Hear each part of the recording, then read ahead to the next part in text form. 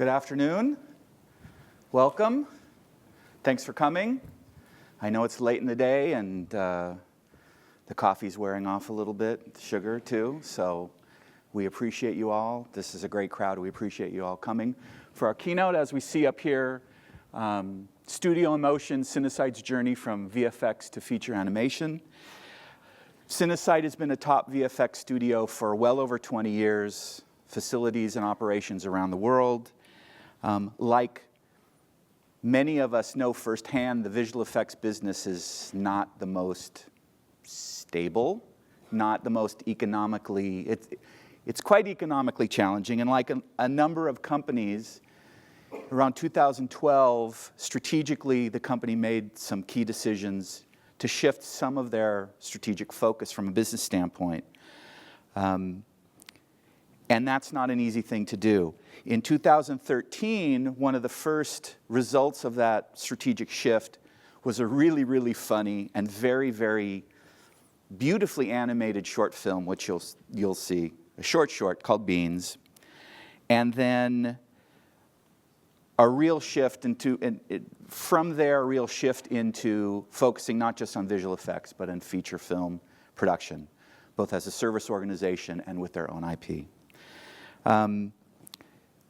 And so to share his insights about kind of what that shift meant, the strategic, the thinking behind the shift, the necessity for the shift, what that shift really meant, and now, today, moving forward, how that has impacted their business and what they're working on and what their assessment is for opportunities moving forward. I'm really very, very pleased to introduce Mr. Eamonn Butler, who's the Director of Animation at Cinesite, who's going to share some of his insights about this transition and what it has meant for the company and what it means for the industry in general. So, Eamonn, please.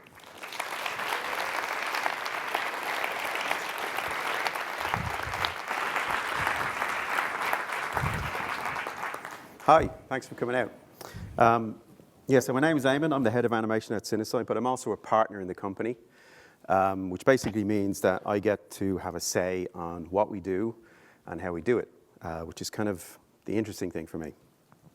But I'm here today to talk about the journey that Cinesite has taken into feature animation. We're still doing visual effects, but we're adding feature animation as an extra feather in our cap.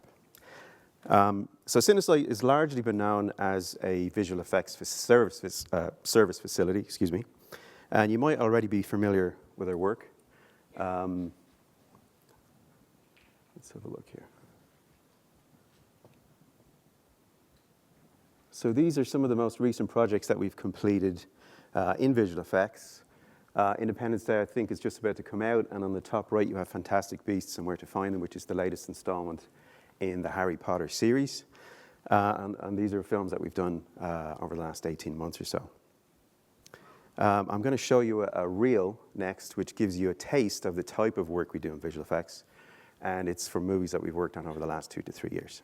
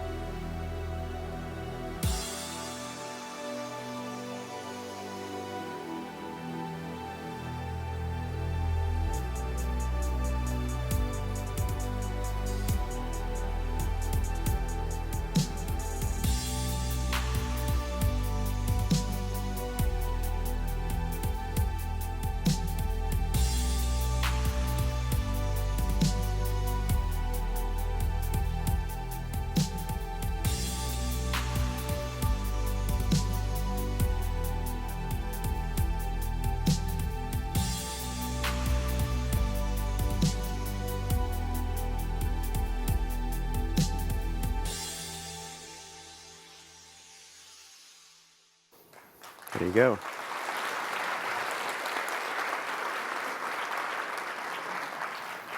Thank you. Okay. So, yeah, that's a lot of work. We do a lot of different things, from animation to matte painting to removing things, adding things in, you name it. We pretty much cover all of it. But I'm going to talk to you about the entire history of the company very quickly. So what you're going to see is a list of shows that we've worked on. It's the entire list of movies. And if you read it, you might recognize a few of them. The company's been around for about 20 years and has gone through quite a lot of change over that period of time. So winding the clock back, Kodak established Cinesite offices originally in Hollywood and London in 1991 and 94, respectively. They were both service bureaus for Kodak's sort of proprietary Cineon digital file system, which doesn't get used anymore. Both locations evolved to become full-service visual effects facilities, and Cinesite broke new ground in 1998, I believe, by being the first company to fully digitize a live-action film. I think it was called Pleasantville, and it was for New Line Cinema. They had a model-making division which made the large-scale model of Hogwarts, which was used in all six of the Harry Potter films. And the management team itself bought the company from under Kodak in 2012 when Kodak went to Chapter 11.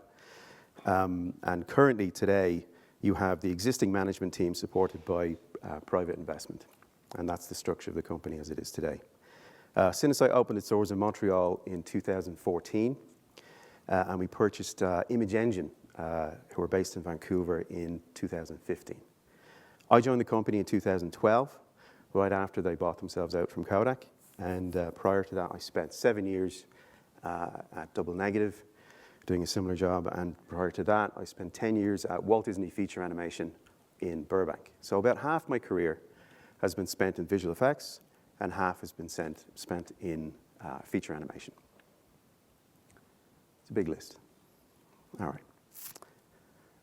So, aside from visual effects work on films, the London facility has also done a lot of broadcast work over the years, creating Emmy Award-nominated visual effects for Cleopatra in 1999, Band of Brothers in 2002, Into the Storm 2009, and they also won Emmys for Rome in 2006, Generation Kill 2008, and they won a Royal Television Society Award for their work on Band of Brothers. But I'm particularly proud of the most recent work that we've done, which won a VES award, and it was for The Revenant. And if you haven't seen it, it's a great movie. So that's kind of the history up to date. It's a company that's, as I said, has gone through an awful lot of change over 20 years. They've adapted and changed according to the way the industry's pushed them. But I want to talk to you about when I came to the company. So I joined the company to grow the animation side of the business. And the problem with that in visual effects is you need a reel to win the work. And to have a reel, you need to win the work, to do the work, to have it on the reel, to win more work. So it's a little bit of a catch-22 cycle. And when I came in, I inherited their old reel. And we found it was quite difficult. People still said, yeah, okay, I know you're here, but let's see what you've done.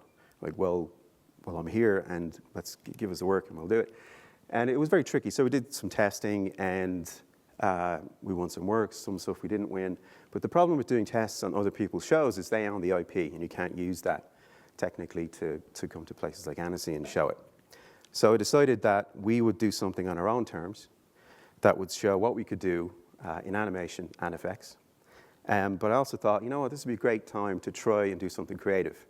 So I thought, we'll storyboard it, we'll write the story, come up with the designs, do everything from soup to nuts, and create the whole idea as a short film instead of a standalone test. I thought, well, let's aim past our peers and out into the public and see if we can pull it off. So I put the power of our visual effects company and team behind a fun idea to add film look, effects, scope, all of the things that when VFX are used properly can add amazing production value to even the simplest idea. So this film you're going to see, which is a fake commercial, it's not really a film. It's called Beans. It was released in December 2013, and it needs to sound really loud.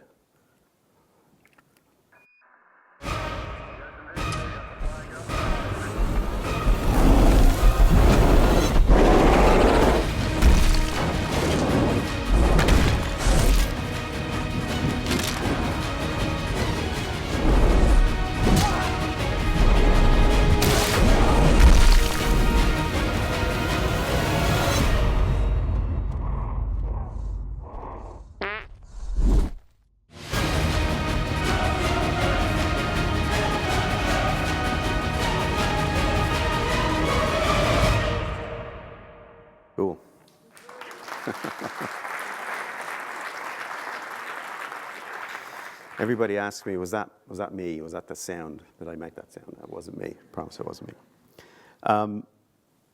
So it was really successful for us in a whole load of different ways. We got 14 million views on YouTube, another 8 million on Facebook, and it keeps going up and up. It won an award. Very, very well received by the public, and it kind of gave us the confidence to believe that we could make our own stuff.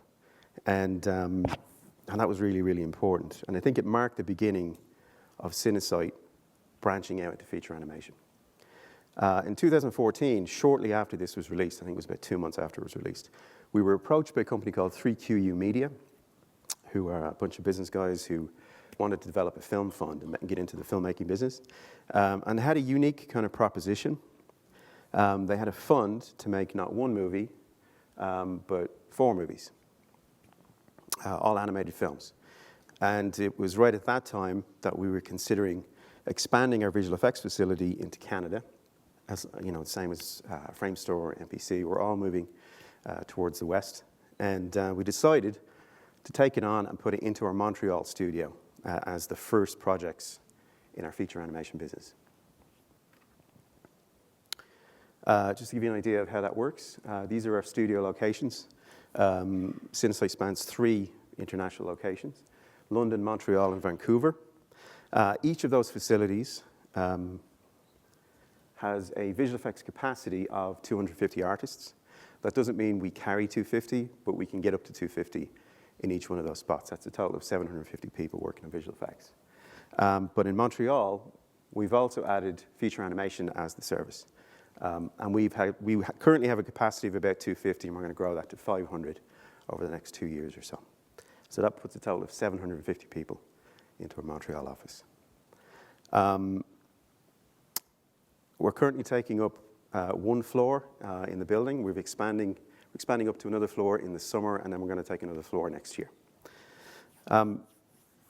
So although this looks like all the feature animation work is in Montreal, I'm currently looking to see if we can bring some stuff to London as well, but we have to figure out what that means for the business. So why is 4 movies better than 1? Why should you take on 4? Isn't 1 enough? And I've asked myself this, and I ask myself this every night when I rock myself to sleep. But if you look at the scheduling phases of a standard animated film, you can kind of break it down into 4 distinct parts. You can, you've got your pre-production part, which is your story, design, editorial, sound record, and planning. Then you've got your asset build, which is model, rigging, and look. And then you've got shot production, layouts, animation, effects. And finally, you've got your post-production pass, which is light, render, and comp. Now, every company will call it a little bit different, but that's kind of what you're looking at to make a movie. Very linear process where each department hands off to the next department and so on. And when you get 4 movies together, it kind of looks like this. So this is what we're doing with those 4 movies. By having a slate of 4, it means that we can stack the production schedules such that each crew at each phase basically can roll on to the next movie. And when they're done, they roll on to the next movie. And when they're done, on to the next one, and so on. What we're not going to do is hire 4 separate crews and make all the movies at the same time.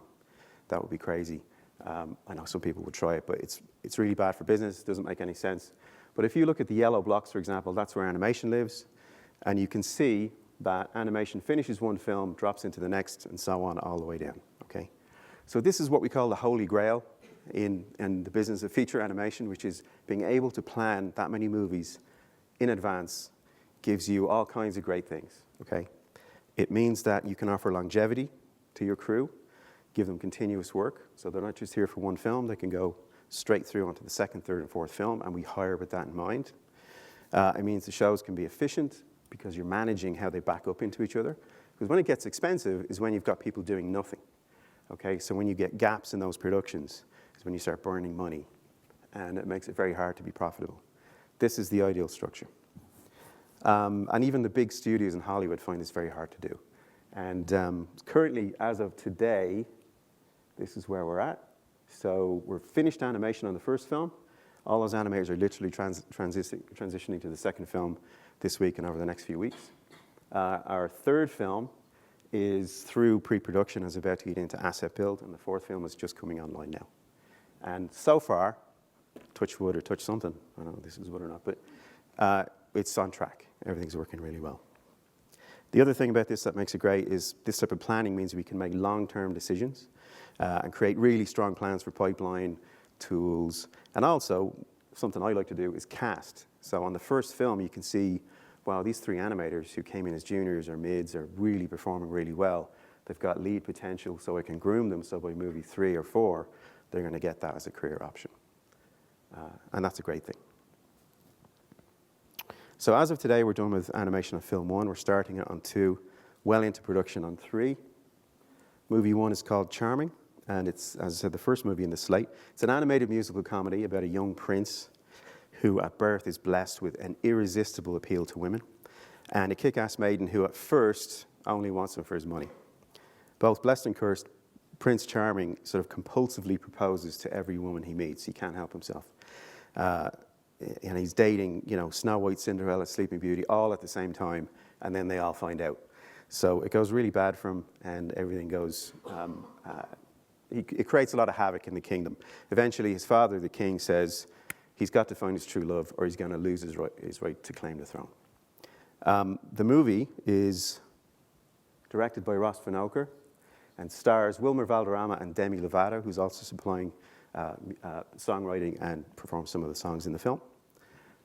We've also got the voice talent and musical stylings of Ashley Tisdale, Jem, Sia, and Patrick Stump from Fall Out Boy. I don't know who the hell they are. I'm like ancient and I don't know what, but my kids know what they're like, so that's good. So building the crew in Montreal has been kind of my job. I've had to go out and find everybody. And we've built a really senior team in Montreal.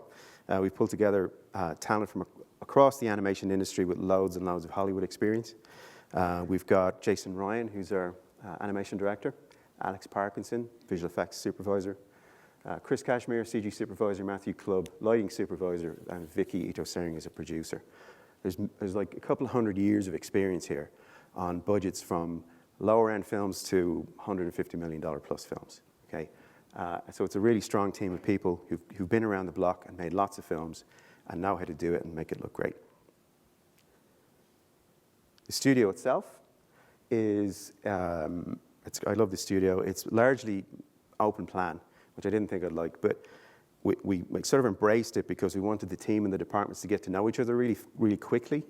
And it was really important because it's the first film. Because very often you move into a studio and relationships are already made, everybody knows who they are. But everybody came into the studio on day one and nobody knew who they were. So it was very important that they could see everybody. You can see the structure of the departments. It's also really nice because, the director can do rounds and you can feel that on the floor. You can see him when he's walking around. And it just really feels like the show's moving forward all the time. And yeah, it's a really nice location. And that's the 5th floor in that building.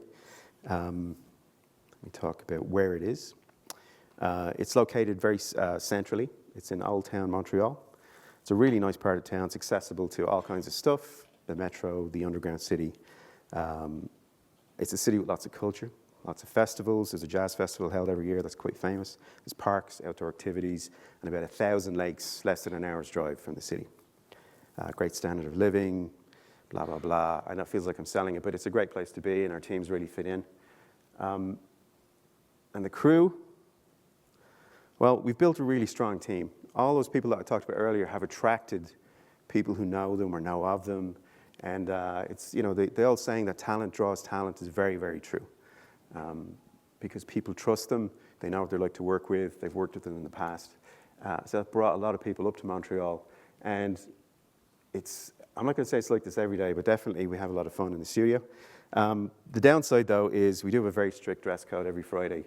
You have to, we're professionals, you got to keep it honest. So what's our vision? What are the goals? What are we trying to do with our studio? So what I'm trying to do is build a soup to nuts facility.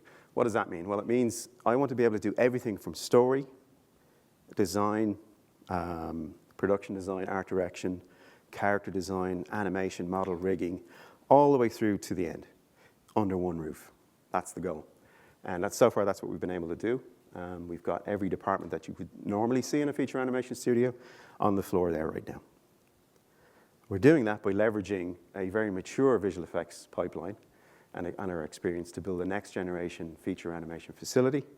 We're using all of those 20 years of experience to pull what we think is going to work, and we're leaving the stuff that we don't think will work behind, and it's already given us a leg up in making things work. We want all projects to feel like in-house projects. This is really important to me because it's about culture. So what this means is, irrespective of whether a show comes in that's our own project, whether it's a service film or a co-production, it should feel like we own it. It should feel that way because everybody gets invested in it that way. And you do that by bringing the creative decision makers into the facility. So those 4 movies that we talked about earlier on, I've insisted that all directors are on the floor with the artists, that it's not a long distance relationship. And that has worked really, really well because it pulls the team together and you get a lot more decisions made much more quickly that way when you're on the ground. And it feels better for the artist. They get to talk to the director. They get to talk to their lead because they're right there. And so it doesn't matter to them what the projects are. If the creatives are there, it just feels much better. And I think that's a key thing to have. And lastly, we want to make our own films. So we're doing some service work. We're going to do co-productions. Ultimately, we also want to make our own films. We've made huge headway on that in the last 2 years. We're deep into figuring out the financing. We're almost ready to pull the trigger on, I would say, 3 or 4 films of our own.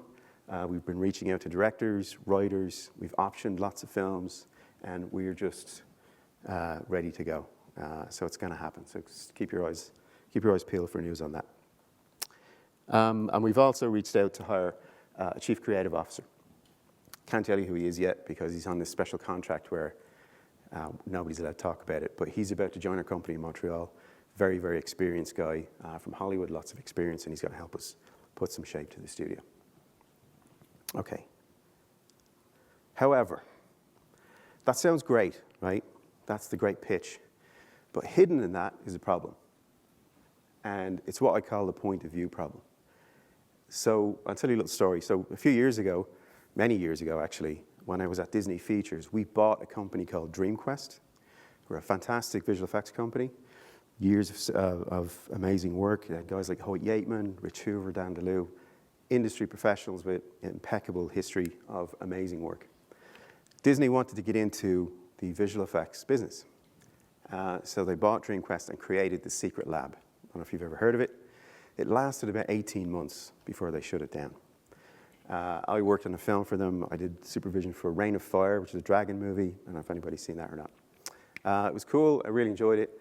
The problem wasn't the quality of the work. These guys were doing amazing work. The problem was the company's point of view. So Disney was very successful, right? Very good at what they do. But they wanted to do this other stuff, this different thing. But they looked at it as a very successful feature animation company and didn't feel the need to change, right? And that point of view is why it didn't work. And it didn't work because they never figured out what this other company was trying to do, which was service work. And Disney doesn't do service work. They're creators, content creators. And I'll never forget that, because when they shut it down, I was like, well, why did you do that? Such a waste. You put all this effort into pulling all these people together, all this talent, and not using it. And it stuck with me. So it's been something I've been very sensitive to as a visual effects company, getting into feature animation, which is the opposite of what Disney did. It's very easy for us, with all of our history in visual effects, to look at this like it's just an extension of what we do. But it's not. It's a different thing. And that's something that I've been working hard to make sure that we stick to. So let's compare the two for a minute so we can kind of understand how the differences work. If we said, imagine for a minute you said, take the visual effects industry and turn it into a person, what would that person be? As if you were to say, the whole industry could be reflected as one person, it would kind of be him, wouldn't it? Kind of cool, smart, kind of sexy, detail-oriented, right? Look at that pose with the fingers. He's really thought about that. No one's told him to do that. Look at those glasses. He's really spent a lot of time figuring out those glasses. He had a wardrobe he wore all the time. Everything's very considered, right? And he didn't invent the phone, but he makes the best one, right? He makes the best version of it, or arguably the best one. Very successful, very good at what he did. If you were to summarize feature animation, who would feature animation look like? Maybe this guy. Funnily enough, there's a lot of color in that, isn't there? There's a huge amount of color, and I always think of Steve Jobs as black and white. I'm sure he wasn't in real life. I'm sure there was some color in him, but you always think of him like that. Again, a very considered, deliberate thing. I don't think John cares that much about how he looks. He's put a lot of thought into that shirt, but probably not that suit, right? And certainly not his lunch or his breakfast. But much more approachable. That guy's going to give you a hug. He's coming for you. He's going to hug you. Whether you want it or not, he's going to wrap his arms around you. Steve, you going to get a hug from Steve? Probably not, right? But you look at them both brilliant guys, geniuses, both creative, both successful and smart, but different cultures. And I couldn't imagine if you swapped them around to do each other's jobs. I don't think it would work. It was about smart people, but I just couldn't see it working. Or at least it would be very different. So the visual effects compared to feature animation, let's look at the processes and how they're different. So I've drawn a line in between the two on the left. Visual effects, you could summarize it as saying it's servicing a vision, right? Your filmmaker comes in, wherever he is, and he says, I need you to create a monster for me and put it in this movie. That's what you're doing. You're servicing that vision. In animation, it's a creative collaboration. Kind of the same thing, but kind of not. Essentially, effects is a service, and animation is collaboration. And the line between them is very, very real, okay? They are opposite ends of the table as a business, because when you're a service company, and I know this because I've been in visual effects a very long time, my process is you come to me and you go, bid this, I'll read it, it'll be a description of what you want, I will bid it, I will go back, I'll add something to it because I think, okay, we need an overhead, it's going to take this long to do it, and I'll bid the number of days it takes to do it, comes up to a number, we hand it back to you, and you go, oh, that guy over there is going to do it for less. Okay, so I go back, we look at it again, we see what we can do, I bring it back, and he goes, oh, but now this other guy's come in and he can give me this top team, can you give me the A team? Okay, so we go back, we factor that in. So at no point are we actually talking about making a great movie here, we're talking business, right? And when you're in animation, you're already at the right side of the table. You don't really discuss the cost of stuff, your producer worries about that, and it feels much more like you are making decisions about making a better movie. But in business, you're protecting yourself. So in service jobs, and it's not to knock it, it's a great, great business, but you are protective of your bid. And the filmmaker is protective of what he's asking you to do because ultimately he's going to ask for more and you're going to give a little bit and so on. It's a back and forth. But you're always discussing it through that thin veil of business and money.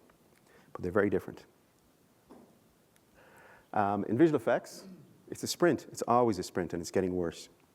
Ant-Man, the work that you saw, that was done in 8 weeks. Okay, all that work from start to finish. And that's kind of become the norm now in visual effects. You don't get enough time to plan properly, you're just reacting. In animation, you can see well ahead, okay? Well ahead, and you can get to plan it properly, and it's a much different experience. Visual effects is about adapting. Things change all the time. Clients change their minds. They say, we're going to shoot a plate, don't worry about it. You get the plate, it doesn't work. We have to replace that. Or they've shot something and there's wires visible, or a guy walks by and shouldn't be there, or somebody has spots and you have to remove them, or whatever. So you're always adapting and changing the way you're doing things. In animation, stability is really key because you've got a long, long road ahead of you because of that marathon. You need a stable pipeline and a stable process. It needs to be predictable. It's constant change in visual effects, and it's considered change in animation, and because you're running parallel productions, so you'll have 2, 3, 4 movies in visual effects, but in animation, you're really planning for one big one, and it's a very linear process. Very often what I'm seeing now, which is silly, is every department of visual effects starts at the same time because the schedules get compressed so much. I have to fire a button that says modeling and rigging start one day apart. I'm like, well, I can't do the model in a day. Well, just give them something so rigging starts. So every department's kind of, constantly updating because they've all been started at the same time. I don't know if that makes any sense. Whereas in animation, it's very structured, very linear, very clean. Pipeline-wise, that's driven us. A few years ago, we got to visit a company who was having a bit of trouble, very famous company, I won't say who it is, and they were for sale. And we got to look at the studio and their books. when we opened their books, this amazing studio with a fantastic Oscar-winning history was extremely expensive. And as we looked into it, it was because they had all of this proprietary software. Everything they did, they wrote themselves. And yes, their tools are amazing, but they had to keep this huge team of really smart people around to keep that thing alive. And we just can't afford that in visual effects. So we buy off-the-shelf stuff, like you're seeing here, and then we wrap it with a pipeline that's very robust. And we use a very strong data tracking system that plugs all of this stuff in. But that's sort of helping understand some of the proprietary versus off-the-shelf, boring technical stuff. So to build the animation team in Montreal, we reached out to all of the local schools in Cégep and NAD. We've invited them into the studio, let them meet everybody, and got them excited, let them know what we're doing. And that's great. But what I found over the years is businesses take off. I remember when I came into visual effects 11 years ago, the schools weren't supplying talent for us. And it's only now are they starting to do that. And it's just because it's a big ship, and it takes a very long time to turn that ship. We're going to have the same problem in animation in Europe when all of these features kick off worldwide. Industry isn't going to have enough people, or I should say the educational system won't be able to supply people quick enough. So what I had to do was reach out to other alternatives. I connected with ianimate.net. I don't know if you're familiar with that. It's an online school, one of my favorites. I think they produce great artists because the people that teach the artists are all industry professionals. And we came up with an idea to create an animation apprentice program. And what that means is we held a competition. Anyone could apply. The only criteria was that you could work in Canada. And we joined with iAnimate, and they provide the training, which is in the artists on time. And we as a company pay for that training, so they get a free education, and they get a paid job on a movie at the same time. They get given mentors, and they get cast shots according to their ability. And it was hugely successful. We had hundreds of applicants, and it's been really great. And these guys are the winners. It's Karine LaFranchise on the left and Tim Clark on the right, and that's Jason in the middle. Great success with it, and we're going to continue this idea. I have a kind of a problem with the idea of internships, which I see a lot in the visual effects business, and we've done it occasionally when it works, but it takes a lot of effort to give an intern what they need. It's usually for 8 to 10 weeks, so they don't get enough out of it, and they don't get paid typically, and I'm not really comfortable with that. So I figure if you're going to work on a movie and we're getting paid to make that movie, you should make money on that. So these guys get a paid job, and in the evenings they study, and they've done amazingly well, and I'm really, really proud of what they've done. But if anybody's interested, that's a great route to go down. The other thing we've done in Montreal is we've created this initiative called Anime Montreal, which basically means that we've reached out to partner companies, like the ones you see on the right, the people that help us build what we need, and we've made them aware that we're putting a lot of animation work in Montreal, get all of their resources focused on building and developing and maintaining a community so that other companies can come there as well and tap right into that, and that's proved very successful. More for the business side. I'm super excited to talk about a project that we're very close to figuring out the financing for. It's called Klaus. And I think, Sergio, it was last November, right, when we got together? It was AFM, yeah. I met with Sergio Pablos and some of his team from Spa Studios in Madrid. Fabulous team who've developed this brilliant story, scripted by Jim Mahoney and Zach Lewis, based on an original story idea by Sergio, and Sergio was slated to direct the film as well. Did I get that right? Yeah. He beat me up on that big time. I had to make sure I got that right. It will be a co-production between Spa Studios and Cinesite, and roughly half the work is going to get done in Madrid and half the work in Montreal. We're super excited about it. It's an origin story for Santa Claus. I'm going to show you some of the artwork. But it's a very unlikely origin story. It's a tale told from the point of view of a particularly unfortunate postman who's been sent to a very remote town in Scandinavia with the impossible task of setting up a postal office where nobody actually wants one. Eventually, in his very desperate plan to achieve his own personal goals, which is getting out of there, he will sort of unconsciously bring about everything on which the legend of Santa Claus is actually built on. So in many ways, Klaus is a prequel to everything you already know about Santa Claus. And what we love about it is it's one of those stories that really perfectly balances comedy and heart. It's a Christmas story, but more than that, it's a classical tale with a modern twist, told in a way that combines classical techniques and modern techniques. There you go. Timed perfectly to that. Here's the teaser.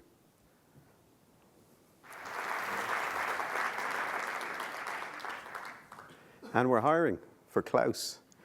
Super excited to announce it. We kicked it off online at, you can apply online at Spa Studios and Cinesite Studios. You'll get exactly the same document. So don't worry about which one you go to. And we are looking for everybody. So if you go on, you'll see all of the jobs that are available. We've already had over 1,000 people apply in the last 4 days. So, which is great, a bit scary. So I know what I'm going to be doing at the weekend. And I also have a card up here with those website addresses on them. If anybody wants one, feel free to pick it up after the talk. And that's it. Thank you very much.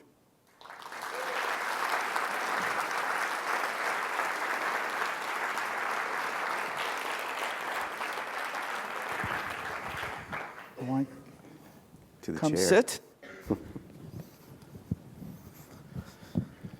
We'll talk a bit, and then I hope that we've got some questions from you guys as well.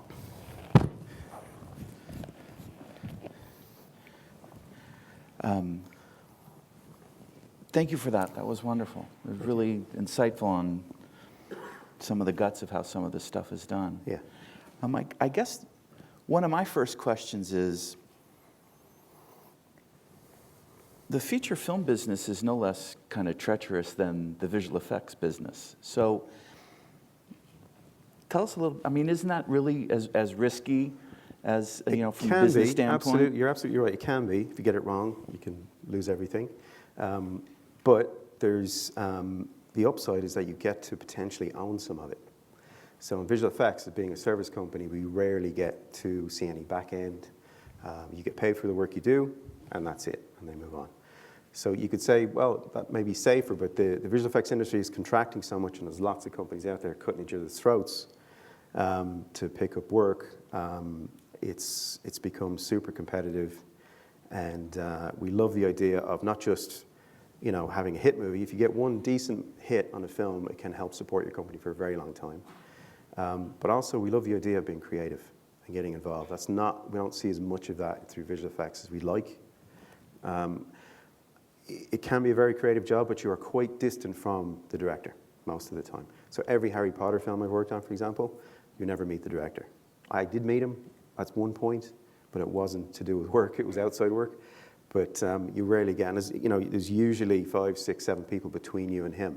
And I missed the collaborative side of things.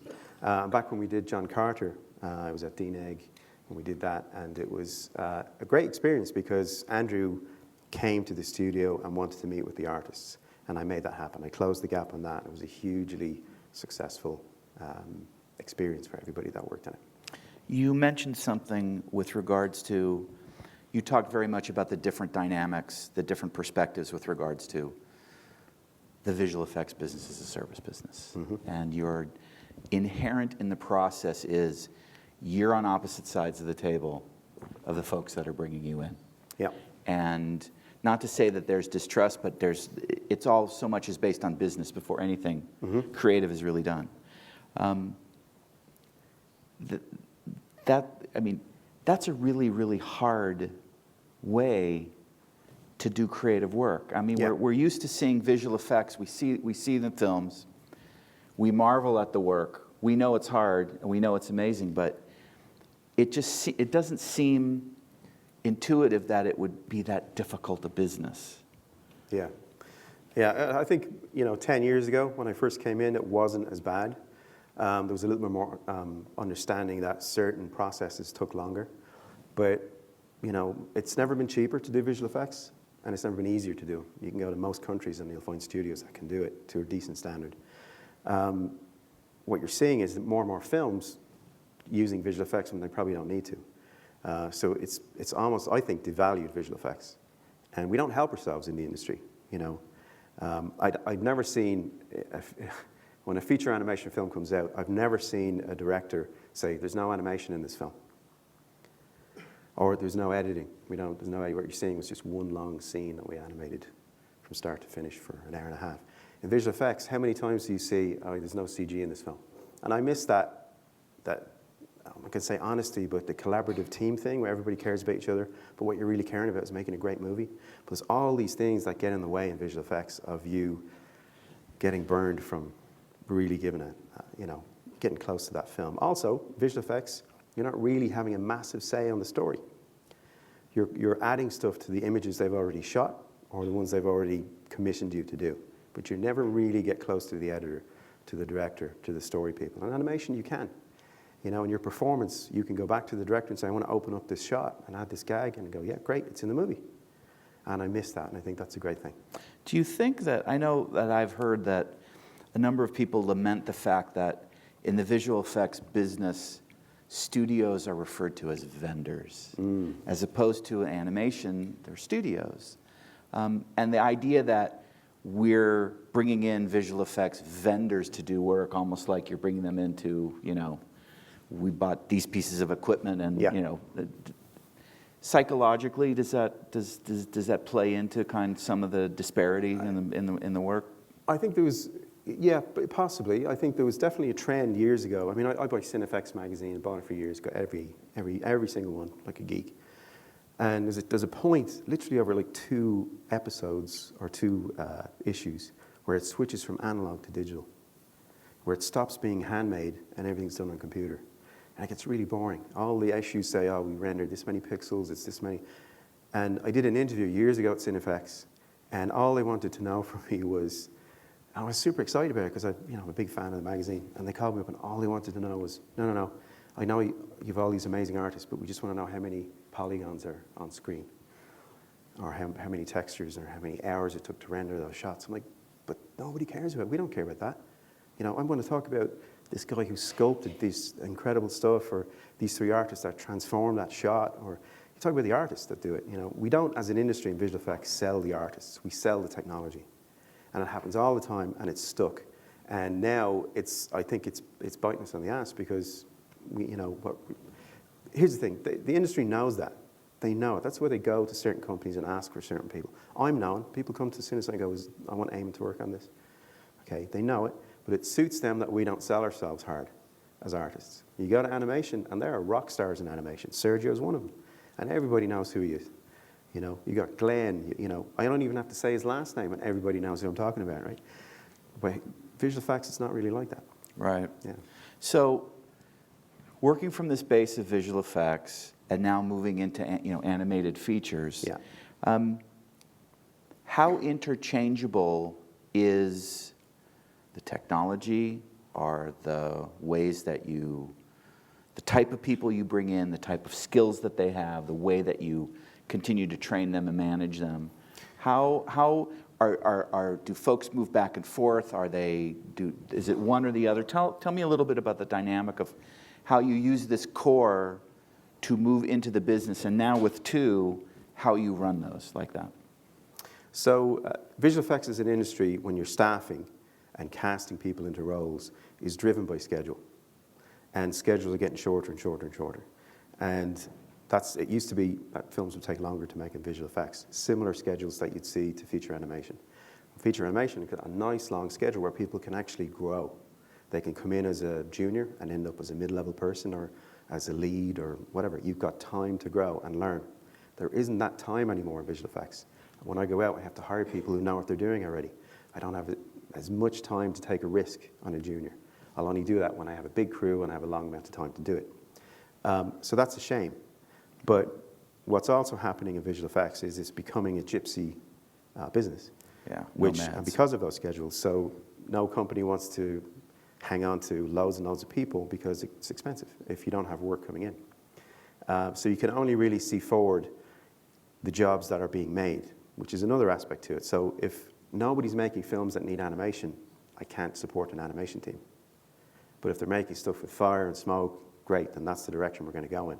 So we're driven by the kind of work we get, which is the films that are getting made. Whereas animation can be what we want it to be, movies that we want to make and what we want to plan for. And I think that's what's attractive about that. I think having those 4 movies in Montreal and plus all of the other ones that we're working on gives us great longevity and the ability to plan and say, you know what, we're going to grow an amazing animation department or a great effects department because I can see exactly what all the projects are going to be and I know what the challenges are going to be. It's not quite so frenzied a scale as you Exactly. scale up. Yeah. So speaking about having 4 films in production, and you showed very nicely how 4 is better than 1, even though it's more costly. It allows you're really, I mean, you're building a studio. Yeah. What types of projects are you looking at? When we talk about, to a lot of people, the idea of animation development, feature film development, it's just this amorphous cloud of we've got some story people and we've got some artists and visual development and we're working on stories, but there has to be some sort of types of parameters that you're looking for with regards to these are the type of films that we want to be associated, whether we're finding we're doing service work or this is stuff that we're developing on our own. Can you talk a little bit about the sensibilities and the perspective of what type of animation you guys are looking to do from a feature standpoint? It's a big question. Sorry. I think when we set out to do this, we came into the business with the notion that we didn't want to make $100 million movies because there's a lot at stake when you do that. And the people who write those massive checks, who may not be as creative as you would hope, will take it away from you or guide you in a direction that you may not agree with, or and there's lots of stories as we talk to creative people in the business about that particular thing. So the standard sort of not the mantra, but the word on the street in feature animation or development is stay away from North American distribution. Interestingly, right? Right. Because not that it's bad, but that's big time, and you get big time notes. You get a lot of help. Doesn't come without cost. You get a lot of help, and that's great. But we didn't want to do that straight away because we want to grow at our own pace and take a steady step in the right direction. So these films that have come in first as a package, I originally looked at them as potentially jobs for London, and I couldn't make it work. The budgets are modest, and London's expensive. It's expensive square footage-wise. Soho is pricey. The talent is expensive there compared to other territories. It's a very well-established talent pool, and it's tough. And I thought, I'm not sure about that. I'm not sure I could do it justice for the money, whereas Montreal has an amazing tax break, So that meant that we could put more production value on screen. And I thought, okay, that's something that we could be proud of for that budget. Do a good job. It builds our pipeline. It builds our tools. We get that out of the way, and then we're focused on building a stronger creative team, putting some more effort into that and lifting it. And then along comes Sergio with this incredible project, which didn't fit into our dream at all because it's a co-production. We weren't really looking that way. And then we thought, well, you know what, though? It looks beautiful. It was a great story. We met with him. He pitched it really well. And I fell in love with it. And we thought, let's do it. And nobody disagreed with me. And you can do it. And that was what was great, was all of the execs that came in and went, yeah, that looks awesome. Let's do that. And it was as quick as that. It wasn't, a lot of money people sitting down. It was just like, this looks amazing. It came from the gut, And I like that. And I think we want to be able to operate like that. We want to react to things that excite us, because you live with a project like this for a long time, 2-3 years in some cases or longer. So you've got to give a shit about it, you really do. And we sort of fell in love with it, and that was a very easy decision to make. So now we're thinking, we're reaching out to other creative people and writers, and we're kind of stumbling through some stuff, and other stuff was going extremely well. We're planning it, but we're learning and growing, but what we don't want to do is grow too fast. I'm okay with making mistakes, as long as you learn from them and get better. But if it's one movie and it's $100 million, you make one mistake, it could be over. You're toast. You're toast. And I know that from working at the bigger companies. Sure. Yeah. Now, you've described, both in the presentation and now, several different types of productions. Mm-hmm. And if you look at the landscape of feature films, I've been coming to Annecy now since with only a couple 2-3 years I've been here, every year since 1997. There's a palpable shift in focus with regards to moving from kind of the auteur short films to feature films, because this is where there's a lot of business. But there's a wide range of different types of. You've got films that are $1 million. You've got films that are 150 million and climbing, and then there's everything in between. You've talked about full service for animated features. You've talked about animated feature co-productions. You've talked about your own productions. There's a lot of films out there. There's theatrical. There's streaming. There's a lot of stuff and movement here. How are you positioning? Where are you looking at the studio and your work being positioned within this giant world of people consuming animated features? Where is there a sweet spot for you? Are you looking to?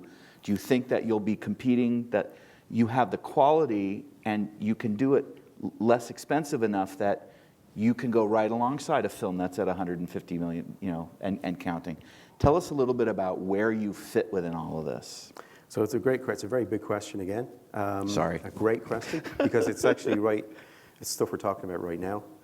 The thing that's been the toughest thing for us about getting into this business isn't so much the filmmaking aspect of it, although it's very hard to do. There was a definite moment when we realized, wow, this is taking a long time, a lot longer than we thought, to figure all this stuff out and get things together and do deals and get movies greenlit. But we're getting better at that. Where we're finding it difficult is distribution. There's a very old system in place for theatrical distribution. Sure. That is completely and utterly one-sided. And if there's any filmmakers in the room who've tried to get films greenlit or made, you'll have come up against that. And we've certainly come up against that. And we're trying to figure out a way, not just a way through it, we're looking at ways around it, or ways to avoid it, ways to deal with it. So we're looking at all that right now.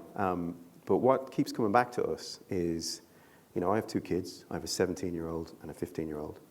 And they consume stuff, right? They absolutely just gobble it up. And the audience for all the movies that we want to make were born this century, not last century, like I was, right? When everything was black and white, like Steve Jobs. I've been building this theater in my basement. I have a basement room in England. It's very unusual to have that. But I've been building all this stuff. I'm doing it every year. It's been 10 years. It's never going to get finished. But I have a great projector and good sound, and they don't use it. They don't use it at all. They'll watch a film on their phone or their iPad, and they want it now. They don't want to wait. They want it now. And that's the norm now. And standard theatrical is not doing that. You have to wait for film. They make you wait, and then they make you pay through the nose. So we're seriously looking at video on demand. We're seriously looking at Amazon and Netflix and all these other ways of getting stuff out there. We're finding that those guys are a lot more open to different ways of thinking about how projects get made. But we're learning. But that's a young part of the business, but for me, it's the most exciting part.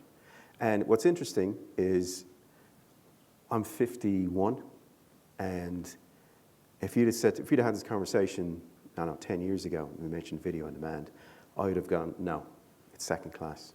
Yeah. Right? Like straight to DVD. It has that kind of connotation. It has a feel. And that's what I grew up with. Nobody that's young has that connotation. You look at House of Cards. You look at all these amazing shows that are getting made outside of the normal broadcast distribution methods, and the quality is super. It's right up there, and people are flocking. Game of Thrones. There's so many of them, and people love it. And I think it's embarrassing to go back to broadcast TV and see what they're doing compared to this. So I think there's a lot of incredibly brave moves being made in that world, and we're definitely looking at that as well. But we're not, we're looking at everything. Sure. Well, I think that's all of our time. Again, thank you very, very much for sticking with us. Yeah, thank you. And thank you very, very much. Thanks, man. Oh. Come up and get a card if you want. Cards with the URL and info on the open postings.